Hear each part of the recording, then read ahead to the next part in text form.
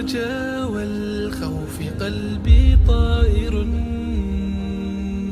ومن اليقين النور بيض جوانحي، فوق السحاب يطير حرا مدركا نسمو كماله، للكون وجه آخر نحيا.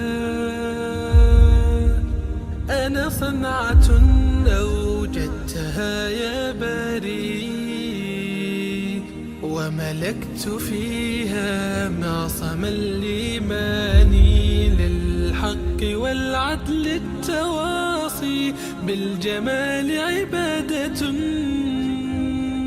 حسن التأمل بالإله وصال. Assalamu alaikum wa rahmatullahi wa barakatuh, and welcome to the series of AQEEDAH. This is the belief in the oneness of Allah. In the last episode, I was talking about the major signs of the final hour. And today, I'm going to talk about a stage just before that day. As we know, according to the Prophet Muhammad, may Allah exalt his mention, anyone who dies, his resurrection has already started. The day of resurrection has already started. So let me talk to you about the significance of this point. Our Prophet Muhammad, may Allah exalt his mention, foretold us what will happen to the believer when he dies or at the point of death, as well as the hypocrite. The Prophet Muhammad, may Allah exalt his mention, said, when the believer, it's at the point of departing this world, the angel of death will come down and his aides with him. His aides numerous or innumerable. He would come to that person, that is the angel of death, and would start communicating with the soul of that believer. اخرجي أيتها النفس الطيبة الروح الطيبة. Come out, you good soul. Come to meet your Rabb who is pleased with you. Come to the fragrance of the heavenly garden. Then the angel of death will extract the soul of the believer, and he would place it with the shroud which he brought from the heavenly garden. And those angels around him would not leave that soul in the hand of the angel of death for a second. Then they will take it one by one all the way until they ascend to the lowest heaven. And they would seek permission for the gates of the lowest heaven to open. The gates will be open, and the angels there would call that soul with the most beautiful names that person in whose body it used to be called. And all the angels would ask Allah, "Oh Allah, let this soul pass by us." Why? Because that soul would emit fragrance so beautiful, so sweet, like nothing else. Eventually, they will go from one heaven. They will ascend with the soul from one heaven to the other, the second, the third. Likewise, every group of angels that are in that heaven, they would ask the same thing, that this soul pass by them until it reaches the seventh heaven. Thereupon, Allah would say, "Send the soul of my slave back, because from the earth I created them, from it, in it I'll take them back, and from it, finally on the day of resurrection, I'll take it up." All the souls, that is, all the human bodies. Then they will take that soul back to the grave. Now wait a minute. This takes maybe a split of a second. Allah knows best. It's not a matter that taking long distance. So eventually they will put that soul back in the body of the believer. In the meantime, two angels. Now the job of the angel of death and his aides is finished. When his soul joins his body in the grave, there are two angels. They are called the angels of the grave. And they would come to that man after his soul joins his body. They will talk to him harshly. He's a believer, and yet they talk to him harshly. Say, who's your Rabb? What's your faith? And who's that man who came to you? These are the three questions that we ask Allah, that we can answer. It's very easy for everybody to say, my Rabb is Allah, my faith is Islam, and my prophet is Muhammad. May Allah exalt his mention. But you think so? Some people find it very difficult to say, La ilaha illallah. It's very difficult for them. The one who is preoccupied all the time with things, mundane things, he would not be able to say it. It will be very difficult.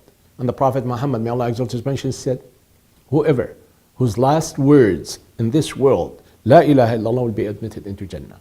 However, after he answers successfully the three questions, his grave will be enlarged and an opening for the believer, an opening to hell, to the fire. And he will be told by those angels, you see, this is your place in hellfire. Allah replaced it with a place in Jannah. That will be closed. A new window will be open to the Jannah or the heavenly garden. And he will enjoy the breeze, the beautiful fragrance that's coming out. And he would say, oh Allah, let the final hour be established. He wants to go to his place in Jannah. However, when the hypocrite is about to leave this world, the angel of death would come down with shroud from hellfire, and that stinks. And he would start coaxing or communicating with the soul in order to come out. And he would say, come out to your Rabb who is angry with you. And of course, in that case, you don't imagine that the soul coming out easily. The Prophet ﷺ said, the soul of the hypocrite will be sticking to his nerves and every part of his body. He said, just like a wet yarn stuck in a thorny branches. How this yarn could be taken out, thread by thread. And you can imagine the pain that is associated with taking out that soul from the body of a hypocrite. However, finally, the angel of death will take that soul and put it in that shroud from hellfire. And his aides would not leave it in his hand for a split of a second. And they will take it up the first heaven. And they will seek permission for the gates of the first heaven to be opened. But permission will not be granted. Then Allah commands that this soul be thrown back. And that soul will be thrown back to join the body of that hypocrite in the grave. Well, then the two angels of the grave would ask him, who's your Rabb? And that hypocrite would say, I heard people saying something and I repeated it. And say they ask him also, what's your faith? He would say, well, I heard people saying something and I repeated it. Who's that man? Who's that man who came to you? Likewise, he would say, well, I heard people saying something, I repeated it. Then Allah would say he's a liar. Give him bedding from hellfire. Bedding from hellfire. And he will be given a club. And he will go down in the earth as a result of the weight of that club, 70 yards down the earth. Then he will come back. And they will give him another blow. And that blow will turn him to soil. See how, well, we cannot really imagine how hard, how severe that blow will be. However, Allah brings him back. When the soil eventually, and he's brought back, and an opening to the Jannah or to the heavenly garden, they say, this is your place in heavenly garden. But because of what you used to do, Allah has deprived you of that place. And now a new window will be open into hellfire. What do you expect a man like this to do? Of course, we'd say, oh Allah, let not the final hour be take place. Why? Of course, he knows what he's going to end up in. Prophet Muhammad, may Allah exalt his mention, said, whoever who will enjoy his life in the grave, his life afterwards will be much better. And whoever suffers in the grave, his life will be more miserable in the hereafter. That is to say, in the end, on the day of resurrection. Well, this is a point actually for us to remember. Unless and until one of us is really practicing La ilaha illallah, living it up. So, in other words, meeting all the requirements of La ilaha illallah, I would not be able to say La ilaha illallah at the point of death. And beware, the torture of the grave is very severe. That's why the Prophet Muhammad, may Allah exalt his mention, used to say, oh Allah, in every salah, at the end of every salah, oh Allah, I seek refuge with you against the torment of the grave. Therefore, we ask Allah Tabarak wa Ta'ala to make it easy for us to utter the word. That's the good word as Allah describes. This is the testimony of faith. La ilaha illallah at the point of death. Keep that in mind.